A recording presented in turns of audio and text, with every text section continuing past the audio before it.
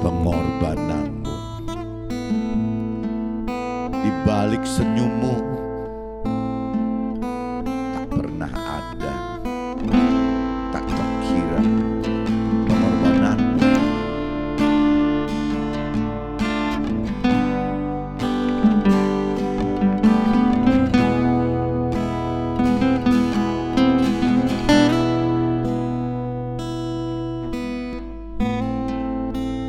Di balik senyummu terdapat kesedihan, di balik tawamu terdapat penderitaan.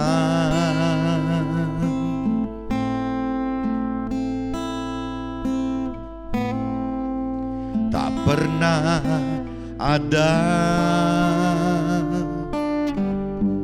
rasa sedih di hadapanmu. Semua kau lakukan demi anak-anakmu.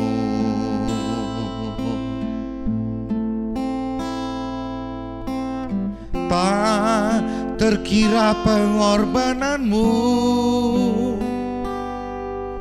sungguh besar kasih sayangmu.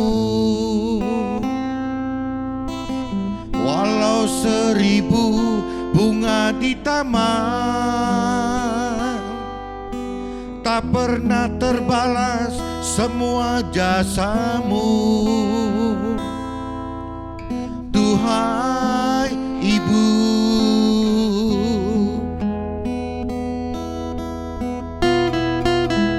di balik senyummu terdapat kesedihan, di balik tawamu terdapat penderitaan. Tak pernah ada rasa sedih di hadapanmu.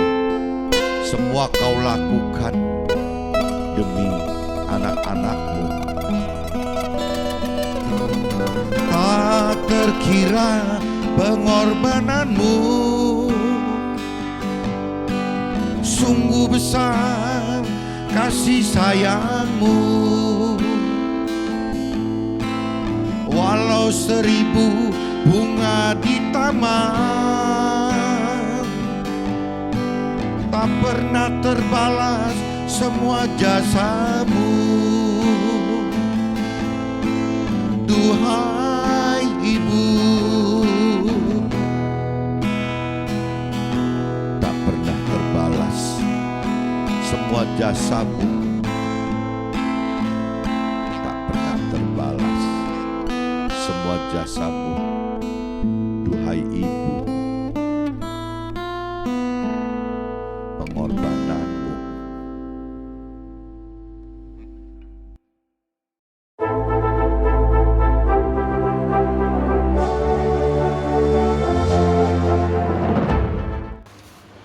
Jumpa kembali di MTD Journey Inspiration of Life. Pagi ini saya coba mau sharingkan teman-teman dengan temanya pencobaan di padang gurun akan dialami dalam pencobaan hidup kita di dunia fana. Jadi maksudnya teman-teman, apa yang pernah Nabi Isa Yesus alami pencobaan di padang gurun gitu saat itu gitu.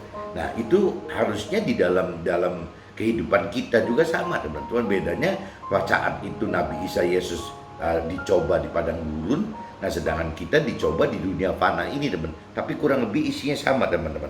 Nah, ini sebelum masuk ke dalam teman-teman, saya coba kaitkan dengan kitab Roma teman-teman. Kitab Roma pasal 8 ayat 31-39. Waktu itu tahun 2016 teman-teman, saya pernah sharing dengan Ibu Christine. Ibu Christine tuh jadi mentor rohani saya, jadi teman rohani saya gitu. Nah, ini saya sharingkan pada tahun 2016 di kitab Roma pasal 8 ayat 31-9, dan saya cross check teman-teman dengan kitab Lukas pasal 4 ayat 1-13. Nah, ini saya coba langsung bacakan aja teman-teman supaya saya bisa langsung cepat masuk ke draft gitu. Ini kitab Roma teman-teman, buka kitab Roma pasal 8 ayatnya 31 sampai 39 teman-teman. Judul perikopnya teman-teman, ini satu perikop gitu. Jadi dari 31 sampai 39 judulnya keyakinan iman teman. Judul di perikopnya keyakinan iman. Nah ini saya baca secara universal aja. Sebab itu apakah kita katakan tentang semuanya itu, jika Allah di pihak kita, siapakah yang akan melawan kita? Ia yang tidak menyayangkan anaknya sendiri, tetapi yang menyerahkannya bagi kita semua. Bagaimanakah mungkin ia tidak mengaruniakan segala sesuatu kepada kita bersama-sama dengan dia? Siapakah yang akan menggugat orang-orang pilihan Allah? Allah yang membenarkan mereka. Siapakah yang akan menghukum mereka? Kristus Yesus yang telah mati, bahkan lebih lagi yang telah bangkit, yang juga duduk di sebelah kanan Allah, yang malah menjadi pembela bagi kita. Siapakah yang akan memisahkan kita dari kasih Yesus? Penindasan atau kesesakan atau penganiayaan atau kelaparan atau ketelanjangan atau bahaya atau pedang. Seperti ada tertulis, oleh karena engkau kami ada dalam bahaya maut sepanjang hari. Kami telah dianggap sebagai domba-domba sembelihan. Tetapi dalam semuanya itu, kita lebih daripada orang-orang yang menang oleh Dia yang telah mengasihi kita. Sebab aku yakin bahwa baik maut maupun hidup, baik malaikat-malaikat maupun pemerintah-pemerintah, baik yang ada sekarang maupun yang akan datang, atau kuasa-kuasa, baik yang di atas maupun yang di bawah, ataupun sesuatu makhluk lain, tidak akan dapat memisahkan kita dari kasih Tuhan Allah yang ada dalam firman Tuhan itu teman-teman. Jadi kaitannya itu kalau Tuhan Allah bagi kita itu terkaitnya dengan firman Tuhan teman. Jadi kaitannya dua, roh Allah dan firman Tuhan gitu. Kalau kita tidak memiliki roh Allah dan firman Tuhan, rasanya susah teman untuk bicara soal iman gitu. Keyakinan imannya susah gitu. Nah ini saya sudah baca di kitab Roma teman-teman. Kitab Roma pasal 8 ayatnya 31 sampai 39, dan saya langsung masuk ke kitab Lukas aja teman-teman. Kitab Lukas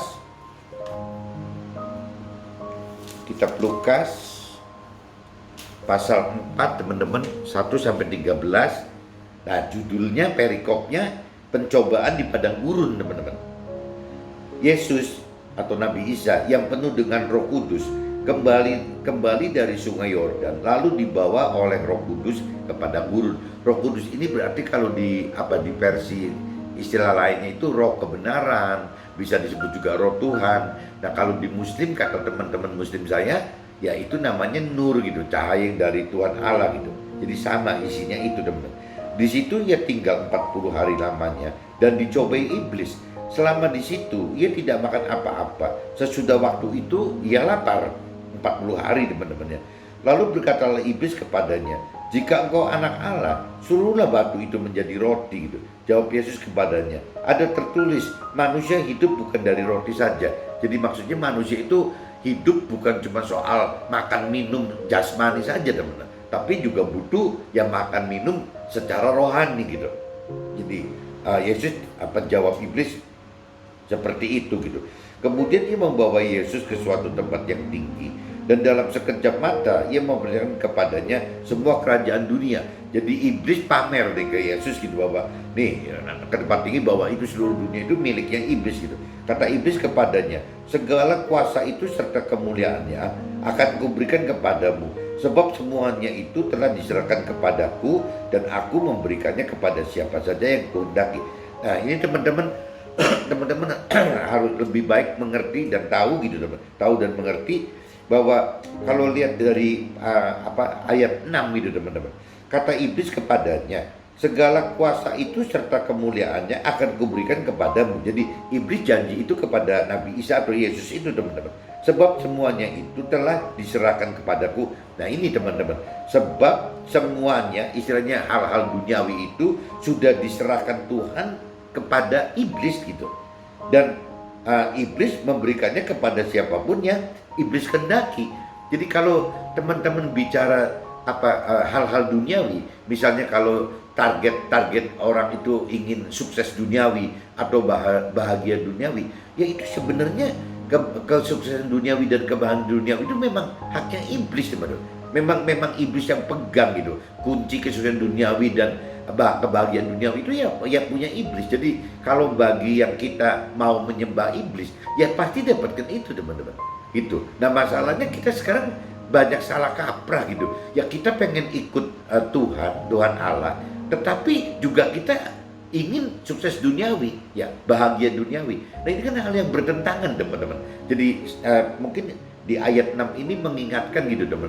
Apabila kita fokusnya hanya bagaimana mendapat sukses duniawi gitu, itu ya benarnya gampangnya ya menyembah iblis gitu. Yang berarti yang meninggalkan Tuhan Allah gitu. Nah lain ceritanya apabila kita sudah dewasa rohani, sukses duniawi itu akan dijadikan alat teman-teman. Bagaimana menjadi alat untuk bisa ya memberitakan kebenaran firman Tuhan seluas-luasnya gitu, sampai ke ujung bumi, sampai ke seluruh dunia. Nah itu mungkin nggak salah, tapi biasanya manusia terjebak teman-teman. Ya terjebak begitu kaya gitu, ya akan terjebak ke dalam yaitu kesuksesan duniawi, akhirnya mencintai uang, ya diperbudak uang gitu, ujung-ujungnya begitu teman-teman.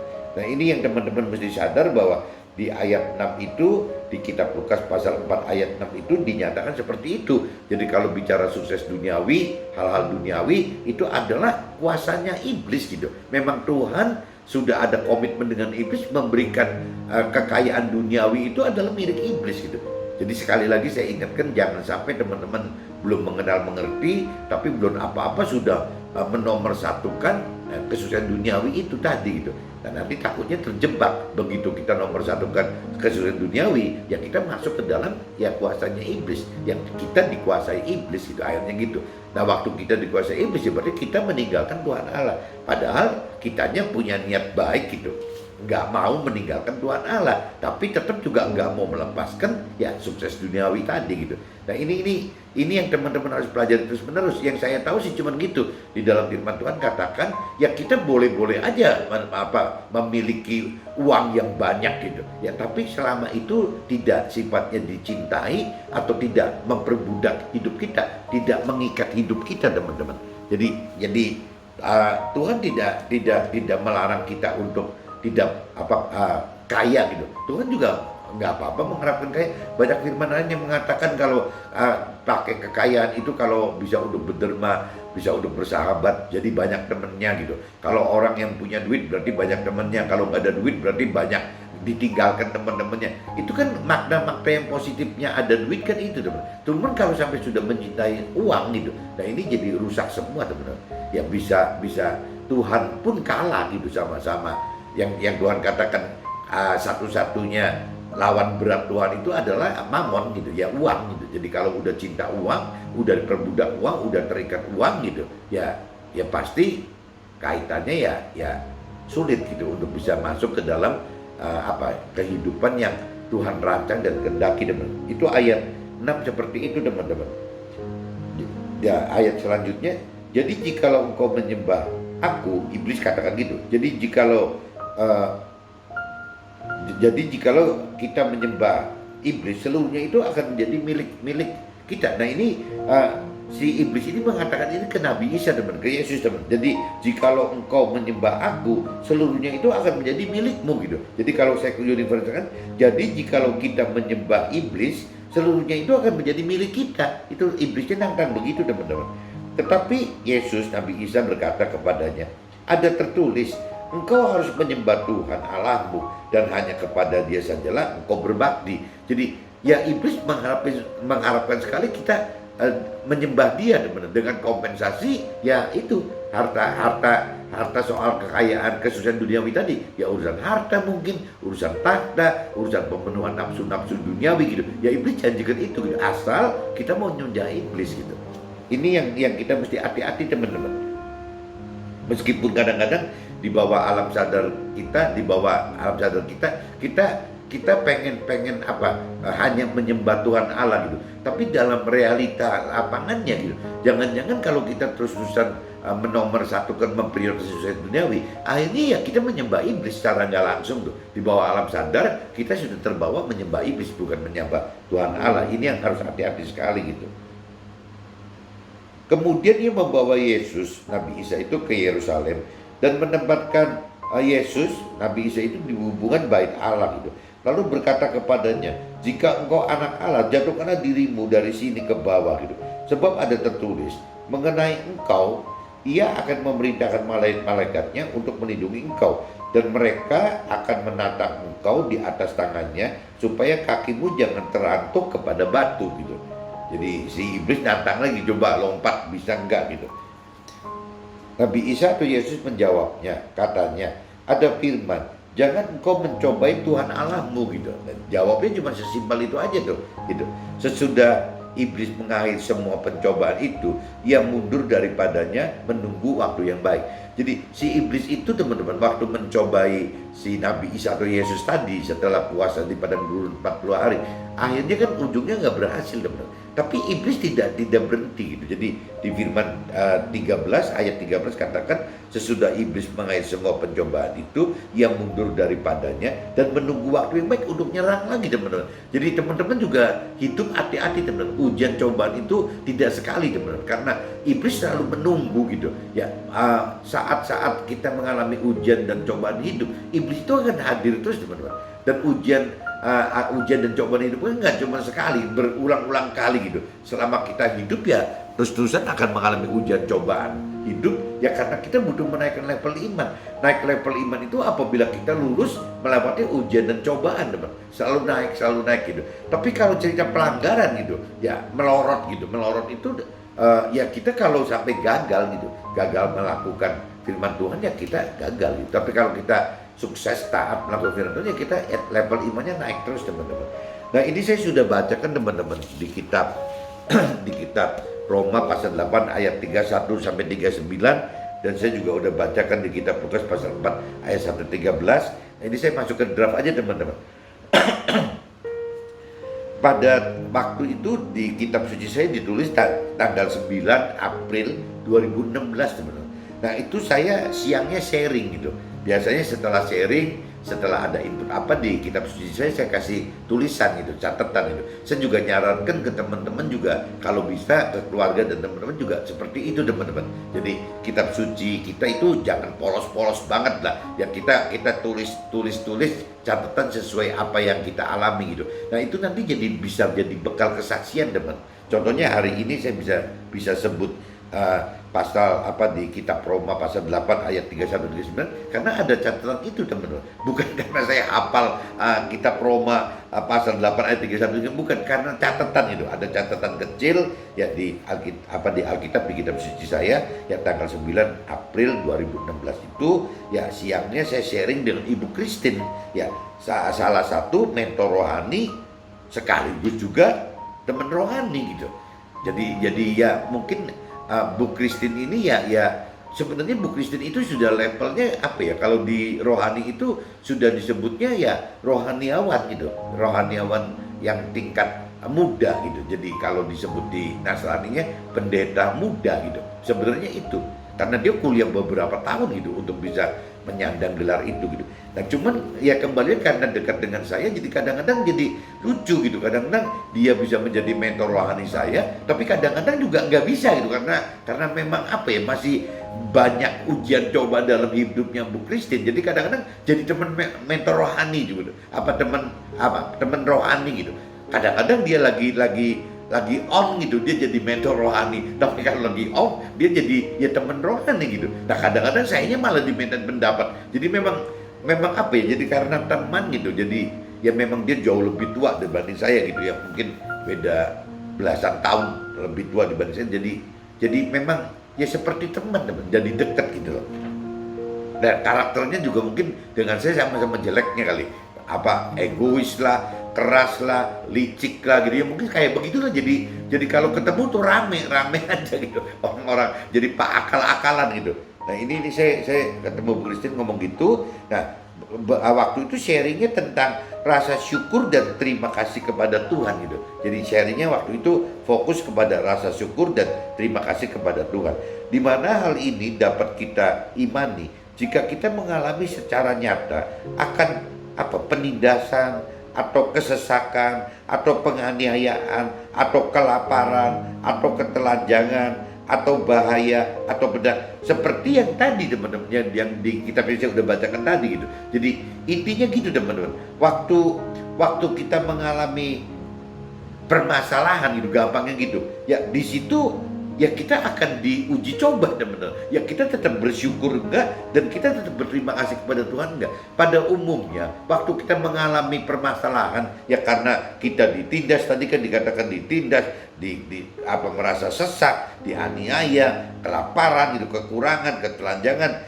bahaya pedang. Biasanya kita udah nggak bisa ngucap syukur lagi ke Tuhan gitu. Kita nggak bisa berterima kasih lagi ke Tuhan. Nah beda kalau orang yang memang level imannya itu sudah lebih bagus teman-teman. Kalau level imannya lebih bagus, justru dalam kondisi ujian cobaan seperti ini gitu loh, ya kita akan merasa bisa tetap bersyukur dan berterima kasih enggak teman? Karena realitanya syukur dan terima kasih itu ya jangan dalam kondisi waktu kita enak. Kalau waktu kitanya enak, semua lancar, semua tidak ada masalah, ya terlalu mudah gitu untuk mengucap syukur kepada Tuhan dan berterima kasih kepada Tuhan gitu. Sama aja ibaratnya itu teman-teman, orang sering ceritakan orang puasa gitu. Ya kalau misalnya puasanya ada di padang gurun gitu, ya seperti Yesus alami gitu. Ya mungkin untuk alami ujian cobaan soal makan gitu, bisa soal makan minum, ya tidak terjadi teman, karena memang di padang gurun tidak ada makanan minuman gitu. Tapi kalau seandainya kita lagi puasa itu ujian cobaannya ada di food court gitu, nah itu jadi kendala tuh teman-teman. Kita lagi berpuasa, kita nemenin sekelompok teman-teman kita makan di food court, minum di food court, lah kitanya kan lagi puasa gitu. Nah itu kan harusnya lebih kuat gitu teman. Iman kita harus lebih kuat dibanding ya kita puasa di padang gurun atau di pertengahan jalan yang tidak ada tukang jual makanan dan minuman gitu. Ya itu namanya puasa sih puasa, tapi kan lebih ringan. Tapi begitu puasanya ada di food court, ini jadi imannya butuh lebih teman-teman. Maksudnya begitu teman-teman. Jadi ini balik lagi, kalau kita mau mengucap syukur dan terima kasih itu ya apabila level iman kita belum di atas, ya kalau kita mengalami ujian cobaan, permasalahan, banyak permasalahan, sulit sekali untuk mengucap syukur dan terima kasih kepada Tuhan itu. Apalagi mengamini gitu, mengamini janji-janji firman Tuhan gitu. Ya udah makin berat lagi teman-teman. Ini maksudnya seperti itu teman-teman. Oleh karena melakukan firman Tuhan, maka kita ada dalam permasalahan yang tidak kunjung berakhir sampai kita meninggal teman-teman.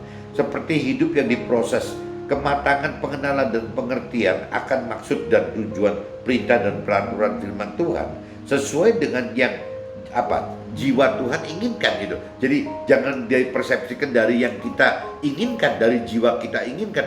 Kalau yang jiwa itu jadi pikiran perasaan kehendak kita itu ya mudah teman-teman, karena segala macam itu akan dipelintir gitu sesuai dengan kepikiran perasaan dan kehendak kita. Tapi kalau kita bicara taruhkan firman itu dari sisi jiwanya Tuhan juga, pikiran perasaan kehendak Tuhan, ini melakukan firman Tuhan itu tidak mudah teman. Jadi seperti halnya yang tadi dikatakan, seperti proses gitu, proses untuk diproses kematangannya gitu teman. Ya ini nggak mudah teman. Jadi proses kematangan firman Tuhan itu ya memang mesti ngalami terus menerus ujian cobaan dalam hidup kita dalam bentuk ya permasalahan teman. Jadi Tuhan memang sering menggunakan permasalahan, mempergunakan peristiwa gitu, baik itu peristiwa alam atau peristiwa di keluarga atau mungkin di kantor atau dimanapun juga di komunitas gitu. Ya itu Tuhan kadang-kadang menggunakan peristiwa-peristiwa atau kejadian-kejadian gitu, ya atau permasalahan untuk bisa mematangkan kedalaman pengenalan pengertian akan firman kita, ketinggian level iman kita gitu. Ini diproses sama Tuhan teman.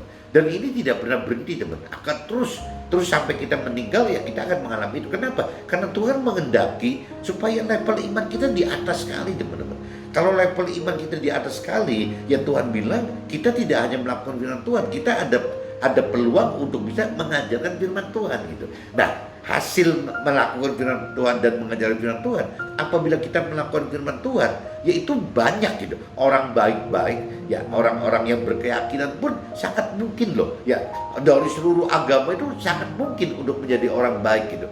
Tapi kalau bicara yang Tuhan inginkan dalam firman Tuhan secara Nasrani, bukan cuma jadi orang baik teman. Bagaimana kita menjadi orang benar, bahkan Tuhan katakan menjadi sempurna gitu. Nah, sempurna itu ya begitu teman. Tidak cuma berhenti hanya melakukan firman Tuhan. Kalau melakukan firman Tuhan itu kategorinya masih baik-baik teman. Tapi Tuhan inginkan kita lebih gitu untuk bisa mengajarkan firman Tuhan. Nah, bentuknya teman-teman, karena kita bukan talenta mentor rohani, bukan rohaniawan, ya bentuknya kita bagaimana mengajarkan firman Tuhan dengan cara memberitakan firman Tuhan dengan salah satu cara ya bersaksi ini teman-teman. Bersaksi begini atau minimal bertindak gitu. Kita melakukan hidup seperti yang Tuhan perintah peraturan, itu aja sudah bagus gitu. Udah cerita memberitakan tanpa mengucapkan apa-apa gitu, cuma kasih contoh aja. Tapi kalau kita memang punya talenta untuk memberitakan, ya kita harus memberitakan. Memberitakan itu bisa lebih membuat orang lebih mengerti dibanding orang menyimak saja gitu apa yang terjadi gitu. Jadi ya Tuhan ingin seperti itu. Nah, kalau kita sampai bisa lakukan itu, ya kita sudah menuju kesempurnaan yang Tuhan maksud gitu. Nah, waktu kita menuju kesempurnaan itu, ya kembali lagi kita nanti tidak cuma sekedar masuk surga, tapi kita menjadi timnya Tuhan gitu di dalam ya kerajaan sorga itu, dalam pemerintahan sorga itu gitu teman. Dan Tuhan tuh ingin sekali seperti ini teman. Bagaimana caranya kita mengajarkan firman Tuhan gitu dalam bentuk yang bisa mengajarkan bagi mentor rohani dan rohaniawan, dan memberitakan firman Tuhan baik bersuara, bersaksi, atau juga dengan perbuatan saja gitu. Ya itu bisa teman. Nah teman, jelas Tuhan mengharapkan kita yang di marketplace, di sekuler seperti itu teman-teman. Jadi bagaimana kita mempraktekkan firman Tuhan itu dari jiwanya Tuhan gitu, dari pikiran perasaan kehendaknya Tuhan, bukan dari mempraktekkan dari jiwanya manusia, pikiran perasaan kehendak manusia. Jadi kacau teman, nanti ujungnya bisa kacau gitu. Nah, kematangan pengenalan dan pengertian firman Tuhan membuat kita berani melakukan firman bersama Roh Tuhan, sehingga terima kasih karunia Tuhan yang menyatu dengan kita gitu. Jadi kalau kita lihat lebih lanjut teman-teman, apabila kita sudah matang mengalami kematangan pengenalan dan pengertian firman Tuhan, ya kita akan dibuat berani teman-teman melakukan firman Tuhan ya bersama-sama Roh Tuhan gitu. Karena kita sudah matang mengerti firman Tuhan, ya berarti kita sudah tahu bahwa untuk mampu mengerti firman Tuhan itu butuh menghidupkan Roh Tuhan. Untuk mampu melakukan firman Tuhan itu butuh menghidupkan Roh Tuhan. Nah, waktu kita sudah mampu mengerti dan mampu melakukan firman Tuhan, ya otomatis kan karena ada Roh Tuhan itu dalam kita, ya sehingga kita akan bicara terima gitu. Jadi kita itu seolah apapun juga dalam hidup kita, ya kita tuh ya seperti menerima kasih karunia dari Tuhan teman. Bukan dengan perjuangan ngotot kita dengan mengandalkan diri sendiri, bukan teman. Jadi ujungnya karena kemampuan mengerti dan kemampuan melakukan karena Roh Tuhan, akhirnya kita merasa bahwa kita mampu mengerti dan mampu melakukan itu ya karena kasih karunia Tuhan. Maksudnya gitu teman-teman. Jadi karena memang kita sudah bersatu gitu. Jadi antara melakukan firman Tuhan dan menghidupkan Roh Tuhan itu ya sudah bersatu dalam kita. Nah, waktu kita bersatu seperti itu, ya untuk melakukan firman itu jadi bukan hal yang sulit teman-teman. Nah, ini akhirnya kita cuma tahu bahwa ya kita bisa melakukan firman ini karena kembali lagi karena kasih karunia Tuhan itu. Dan pengenalan pengertian sudah lebih dalam teman-teman.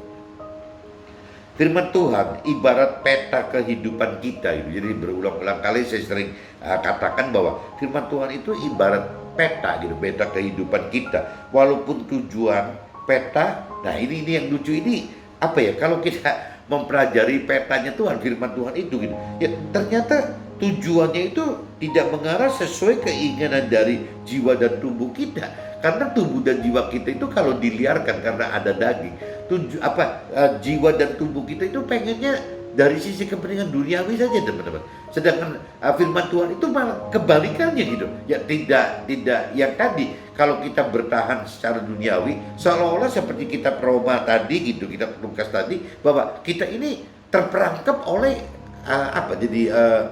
kekuasaannya iblis gitu. Karena duniawi, hal duniawi itu ada kekuasaannya iblis. Ya, ada satu komitmen antara Tuhan dengan iblis bahwa kekayaan duniawi itu memang haknya iblis gitu. Jadi kalau iblis memberikan hak itu kepada kita, ya wajar-wajar aja, bukan tidak bisa banget gitu. Kalau memang bicaranya dari duniawi. Jadi kalau kita ikut Tuhan itu hanya dengan target kita pengen sukses duniawi, ya benernya ngapain mesti ikut Tuhan itu? Kelewat ribet, ikut Tuhan kan aturannya ribet dan ujungnya yang tadi saya katakan petanya tidak menuju ke situ, benar.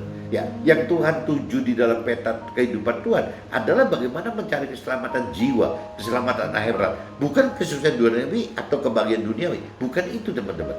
Nah ini yang teman-teman harus sadar bahwa ya konsekuensi kalau kita ikut Tuhan itu, ya sasarannya ya kita bukan mentargetkan diri mencari sukses duniawi atau bahagia duniawi, bahkan kita mungkin targetnya meninggalkan itu gitu, melepaskan itu untuk bisa mendapatkan keselamatan akhirat, keselamatan jiwa, kita malah melepaskan itu.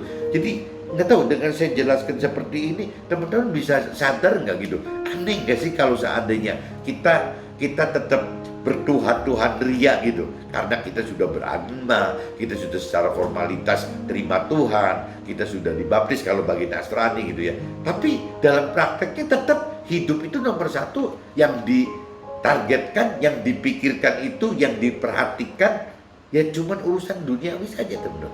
Ya tidak ada urusan yang lain gitu. Nah ini yang kadang-kadang saya bingung, kenapa ya kok bisa orang seperti ini gitu. Ya apakah memang karena yang salah itu rohaniawannya gitu ya, atau agamanya, atau rohaniawannya, atau mentor rohaninya, atau pribadi kitanya yang salah gitu. Tapi kenapa kok banyak majority orang seperti itu teman-teman. Jadi bertuhan-tuhan, merasa bahwa percaya Tuhan, mengenal firman Tuhan gitu. Tapi dalam realitas sehari-hari ya sibuk seperti orang duniawi gitu, nggak ada bedanya gitu. Yang ditargetkan itu dari hari ke hari, matanya terbuka gitu, sampai tidur ya urusannya duniawi kan terus gitu. Jadi Tuhan itu diabaikan, dan priority yang Tuhan inginkan itu semua diabaikan semua teman. Jadi contoh yang saya ungkapkan itu misalnya kalau tugas bagi seorang suami itu secara makronya gitu, ya jelas nomor satu ya Tuhan gitu, ya nomor dua ya harusnya ya istri, ya nomor tiga itu baru urusannya keluarga gitu, nomor empatnya itu berarti keluarga sendiri gitu ya, nomor empatnya itu mungkin baru usaha, setelah usaha baru lompat lagi ya mungkin ke keluarga besar gitu, nanti udah ke sesama, urutannya kan seperti itu teman-teman. Tapi kalau suami yang tidak mengerti akan kebenaran firman Tuhan, kebalik-balik teman-teman. Jadi nomor satu jangan lihat usaha gitu, nanti urusannya sesama dulu, mungkin bisa begitu. Nah begitu pun istri teman-teman. Ya istri itu kan urutannya ada. Nomor satu itu misalnya harus Tuhan gitu, nomor dua itu harusnya suami, nomor tiga itu berarti anak-anak gitu kan, nomor empat itu baru usaha. Tapi istrinya tidak melakukan itu teman. Jangan-jangan ya usaha nomor satu gitu loh. Ya jangan-jangan pergaulan dengan sosialitanya nomor satu. Nah akhirnya Tuhan diabaikan, akhirnya suami diabaikan, akhirnya anak-anak diabaikan. Kacau semua teman-teman. Nah ini kembali lagi ya, kita mau bagaimana gitu. Ya kalau kita bicara kita taat, kita percaya dan mengenal firman Tuhan dan ingin taat gitu ya, melakukan firman Tuhan, ya jelas skala priority itu harus dibangun teman, harus terjadi prioritasnya seperti tadi gitu, nggak bisa seperti itu. Seorang anak juga sama loh teman-teman, anak yang sudah dewasa rohani itu juga akan punya beban yang dengan prioritas. Satu harus Tuhan, dua harus hormat ke orang tua, ketiga harus ke kakak adiknya, keempat baru ke usahanya, kelima keluarga besarnya, keenam sesama. Ya seperti itu gitu. Tapi ada juga anak-anak yang masih kanak-kanak rohani, akhirnya tidak nomor satu Tuhan, tidak nomor duanya orang tuanya gitu, ya malah jadi usahanya nomor satu, nanti pergaulan sama teman-temannya nomor duanya gitu. Dan Tuhan dan orang tua dan kakak adiknya dilepasin semua teman-teman.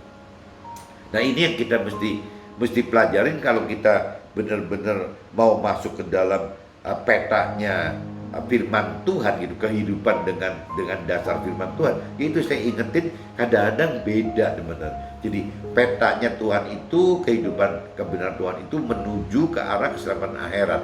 Sedangkan peta dunia yang dari pikiran, perasaan, jiwa dan keinginan tubuh kita itu petanya dunia, teman-teman. Jadi bertolak belakang, teman-teman. Nah ini yang teman-teman mesti hati-hati gitu. Jadi apa ya? Pencobaan di sini dinyatakan bahwa ya, kitab Lukas pasal 4 gitu dinyatakan pencobaan di padang gurun tidak beda dengan pencobaan di dunia mana, sebenarnya itu gitu. Jadi apa yang kita alami di dalam dunia kehidupan dunia fana saat ini gitu ya sama aja seolah ada ujian cobaan yang pernah Nabi Isa dan atau Yesus yang pernah dilakukan di padang gurun yang diuji coba oleh iblis itu, teman-teman. Nah kalau kita masuk ke dalam apa sih bentuk ujiannya?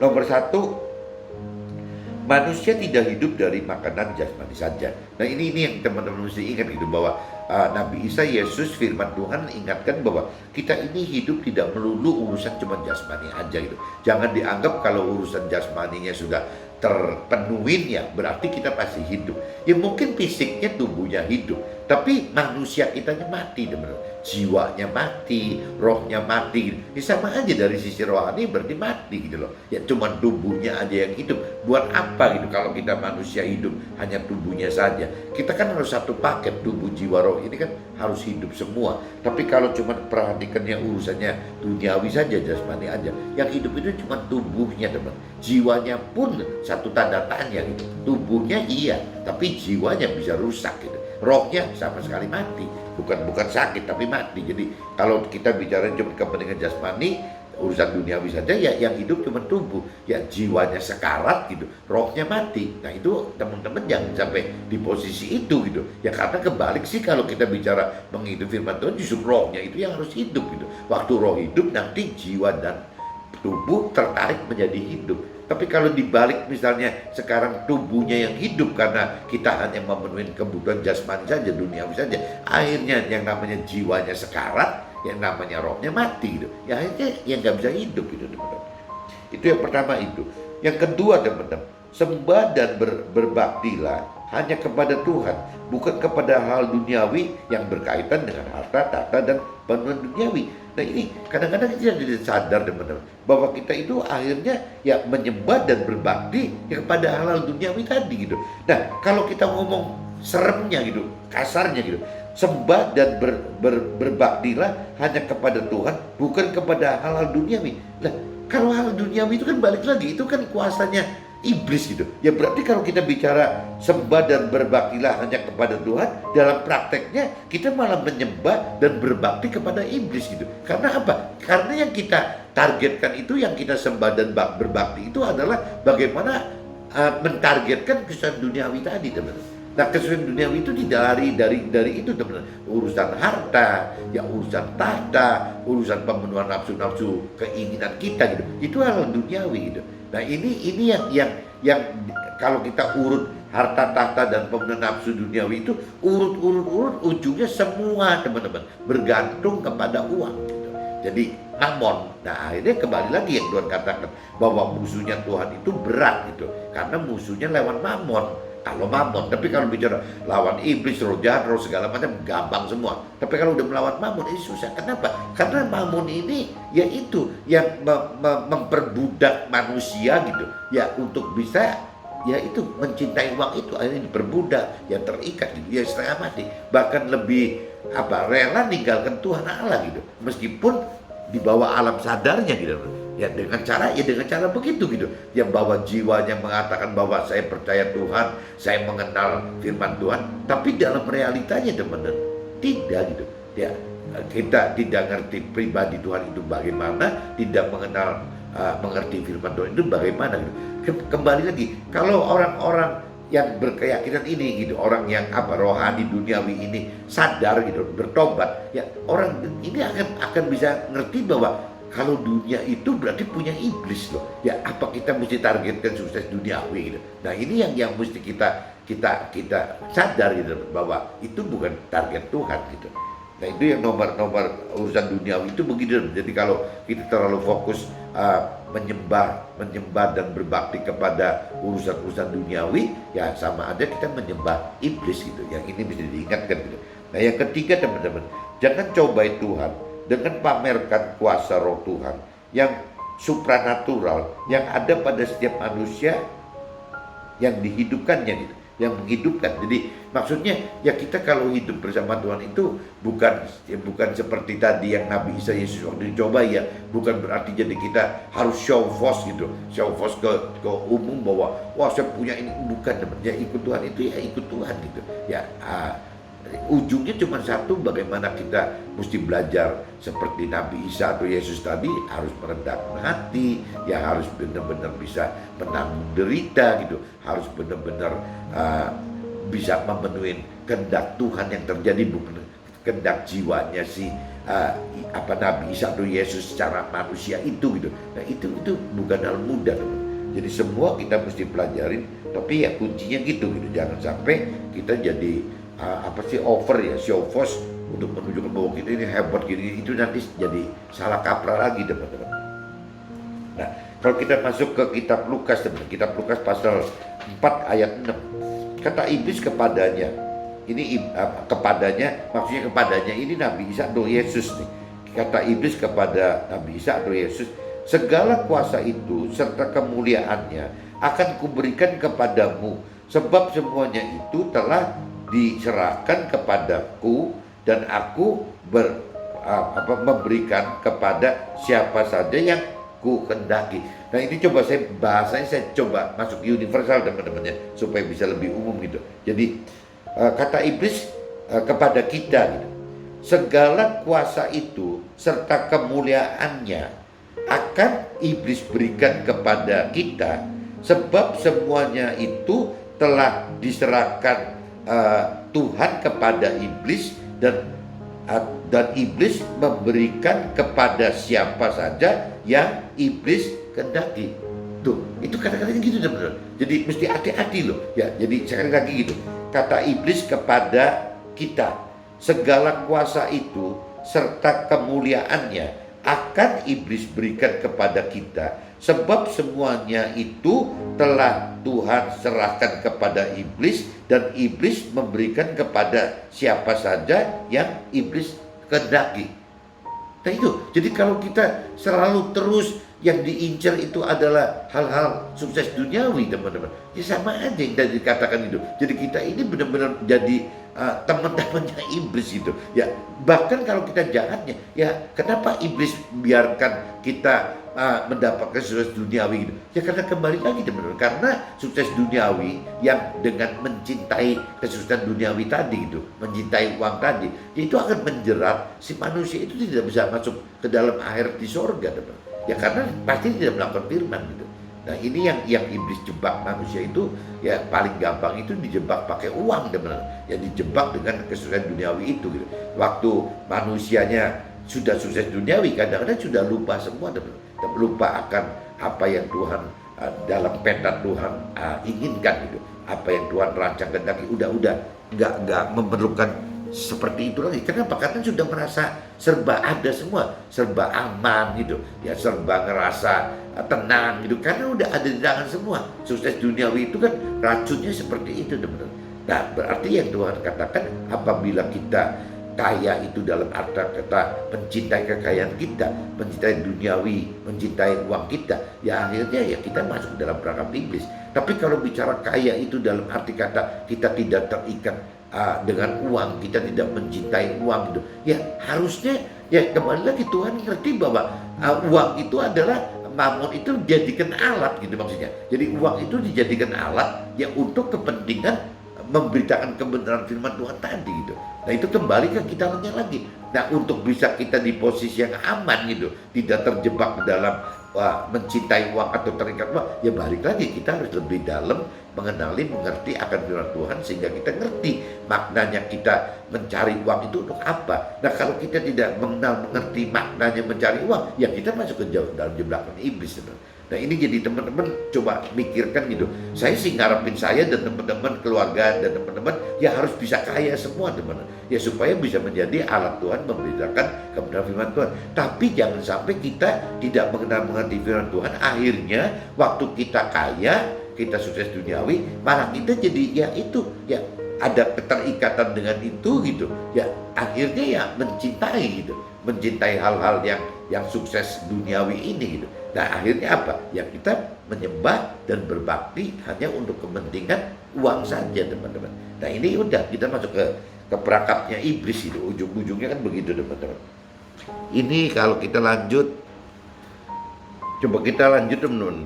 Masuk ke dalam kitab Lukas pasal 4 tapi yang ayat 7 teman-teman. Kitab Lukas pasal 4 ayat 7. Jadi jikalau engkau menyembah aku, maksudnya iblis gitu, seluruhnya itu akan menjadi milikmu. Nah ini iblis menawarkan teman-teman. Jadi kalau kita misalnya menyembah, kalau saya universal teman-teman. Jadi jikalau kita menyembah hal-hal duniawi, dalam arti kata iblis itu, hal-hal duniawi, hal-hal sukses duniawi, hal-hal yang berkaitan dengan uang, hal-hal yang berkaitan dengan harta tahta dan penuh nafsu duniawi. Jadi jikalau kita menyembah kita tuh sampai menyembah sukses duniawi, menyembah harta, menyembah tahta, menyembah pemenuhan nafsu-nafsu duniawi gitu.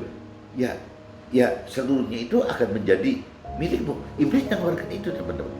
Tapi waktu kita terima itu menyembah hal-hal duniawi tadi, ya kita udah masuk ke dalam jebakan iblis teman-teman. Jadi kita benar-benar sudah masuk ke perangkap iblis dengan iblis membuat kita merasa aman, merasa nyaman gitu, merasa lebih terjamin karena urusan duniawi tadi teman-teman. Banyak kok orang kaya di firman katakan orang kaya itu sudah masuk surga. Kenapa? Karena orang kaya itu sudah merasa aman gitu, sudah merasa nyaman bahwa dia pegang kekayaan duniawi itu sudah aman dan nyaman. Nah, tapi orang kaya ini lupa gitu bahwa yang dia pegang itu ya sifatnya cuma sementara, ya 70-80 tahun. Saya ada cerita, saya pernah beberapa tahun yang lalu main ke Medan. Di Medan itu ada rumahnya Chong Afi gitu. Chong Afi itu di sana ada satu rumah jadi cagar budaya gitu. Itu tidak boleh dihancurkan, tidak boleh dipakai. Jadi akhirnya seperti cagar budaya gitu. Nah, di ceritanya Chong Afi itu adalah mungkin konglomerat zamannya Belanda gitu. Jangan-jangan di Indonesia mungkin dia 3 besar atau cuma nomor 1 ya, saya nggak ngerti. Katanya usaha perkebunan besar sekali zaman Belanda itu gitu. Ya, dan terkenal sekali teman-teman. Tapi kalau kita lihat sampai hari ini dunia itu kan berputar teman-teman. Ya waktu zamannya Chong Afi itu ya melegenda sekali sampai hari ini loh, bahwa rumahnya ada dijadikan cagar budaya dan kita bisa berkunjung ke situ dan menjadi kayak tempat wisata gitu, wisata budaya gitu. Kita bayar tiket gitu ke situ langsung lihat-lihat. Nah, ada banyak foto-foto sejarahnya Chong Afi-nya gitu. Itu orang yang sekaya Chong Afi, saya nggak ngerti loh kalau dibanding konglomerat Indonesia zaman sekarang gitu, gede mana? Apakah Chong Afi juga salah satu 3 besarnya? Saya juga nggak ngerti. Atau malah yang terbesar, saya juga nggak ngerti. Karena zaman Belanda itu seperti itu. Yang jelas tidak ada loh konglomerat di Indonesia itu yang namanya sepopuler Chong Afi gitu. Kayaknya nggak ada loh. Ya meskipun konglomeratnya bisa lebih kaya atau tidak dari Chong Afi saya nggak ngerti, tapi tidak ada. Tapi tidak Chong Afi gitu. Kalau kita lihat dari turunan-turunannya, ya tidak ada yang seperti Chong Afi itu gitu. Ya kenapa? Ya kembali itu satu bukti bahwa Chong Afi yang sudah mengalami benar-benar susah duniawi maksimal gitu. Ya dalam usia 70-80 tahun atau maksimal 120 tahun, ya sudah meninggal juga habis teman-teman. Siapa yang bisa ngejamin turunannya bisa meneruskan Chong Afi gitu? Nggak ada gitu. Yang ada itu cuma sekedar kenang-kenangan waktu Chong Afi seperti itu. Nah yang paling kasihan teman-teman, apabila Chong Afi itu waktu itu hanya bicara kaya gitu, sukses duniawi itu berhenti hanya bicara di dunia ini. Ya tadi kembali lagi kan berarti kan apakah nggak kasihan gitu? Apakah tidak terjebak ke dalam dunia ini gitu? Nah, tapi kalau Chong Afi itu misalnya selain kaya tapi juga dia taat firman gitu, ya puji Tuhan, ya alhamdulillah gitu. Ya berarti Chong Afi itu selain bisa banyak membantu sesamanya gitu, ya bisa juga ya masuk ke dalam kerajaan sorga di alam akhiratnya. Cuman saya belum nelusurin lebih lanjut Chong Afi itu dari sisi kalau dari sisi duniawinya kan jelas teman-teman, sukses banget gitu. Tapi kan tadi dikunci balik gitu di kitab Lukas pasal 4 ayat 7. Jadi jikalau engkau menyembah aku, seluruhnya itu akan menjadi milikku. Jadi jikalau engkau menyembah iblis, ya jadi jikalau engkau menyembah duniawi, seluruhnya itu akan menjadi milik kita, milik Chong Afi. Kan maksudnya gitu teman-teman. Nah, cuma kalau ternyata Chong Afi itu di luar ini, ya dia juga taat urusan rohaninya gitu. Jadi benar-benar tidak menganggap bahwa kekayaan itu, uang itu sebagai yang disembah gitu. Ya itu bagus sekali teman. Bisa kaya begitu akan menjadi satu alat Tuhan gitu dalam hal memberikan firman Tuhan itu bisa maksimal sekali teman-teman. Jadi cuma karena saya nggak mempelajari lebih lanjut cerita Chong Afi itu bagaimana, saya cuma cerita bahwa kalau dari sisi duniawi itu ya manusia itu berputar teman, seperti roda berputar. Dunia kan seperti roda berputar, selama kita tidak masuk ke dalam pola-pola kehidupan kebenaran Tuhan ya akan berputar teman. Tapi kalau kita masuk ke dalam pola kehidupan kebenaran Tuhan ya akan naik terus, nggak pernah bisa turun teman, akan naik terus gitu sampai kita meninggal pun akan naik terus. Kalau keluarga kita nerusin juga akan naik terus teman. Tapi kalau kita bicara dari sisi dunia, ya dunia selalu katakan bahwa dunia itu berputar. Nah kalau dunia berputar ini, ya saya nggak ngerti apa ada nggak sih turunan Chong Afi yang bisa sebesar Chong Afi gitu, atau lebih besar dari Chong Afi? Nggak kedengar. Mudah-mudahan cerita Chong Afi ini juga bisa menginspirasi teman-teman untuk pengusaha bahwa hidup itu ya jangan cuma fokus urusannya duniawi saja, karena kalau kita terlalu fokus duniawi akhirnya kita cinta uang, akhirnya kita menyembah uang teman-teman. Nah akhirnya masuk ke dalam perangkapnya iblis. Oke teman-teman, see you, bye bye.